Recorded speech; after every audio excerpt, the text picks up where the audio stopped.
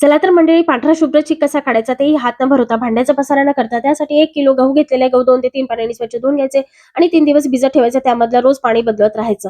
चौथ्या दिवशी गहू छान भिजले गेलेले आहे, त्याला डायरेक्ट नळाच्या खाली ठेवून 3 ते 4 वेळा छान धुवून घ्यायचं, म्हणजे त्यामधला कुबट वास आणि आंबटपणा निघून जाईल. त्यानंतर आपल्याला गव्हाला थोडं-थोडं मिक्सरला टाकून, पाणी टाकून ओबड-धोबड वाटून घ्यायचं आहे. वाटलेलं मिश्रण आपल्याला एका भांड्यात काढताना सुरुवातीला चाळणीने काढून घ्यायचंय. इथे हात न भरवता आपण चमच्याच्या मदतीने हा चीक काढून घ्यायचा आहे. सगळा चीक 1 किलो चीक काढून घेतल्यानंतर जो आपला कोंडा असतो, तो कोंडा सुद्धा एका मोठ्या भांड्यात घ्यायचा. त्यामध्ये पाणी टाकायचं आणि त्यामधला सुद्धा चीक आपल्याला चाळणीच्या मदतीने गाळून घ्यायचा आहे.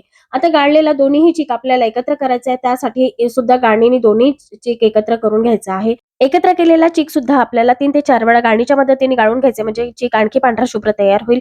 पूर्ण चीक आपल्याला एका मोठ्या भांड्यात काढायचा आणि 3 ते 4 वेळा त्यामध्ये तुरटी फिरवून घ्यायची. आता हे भांडं आपल्याला थंड पाण्यामध्ये ठेवायचं आहे आणि इथे तुम्ही बघू शकता 5व्या दिवशी खूप छान असा पांढरा शुभ्र आपला चीक तयार झालेला आहे.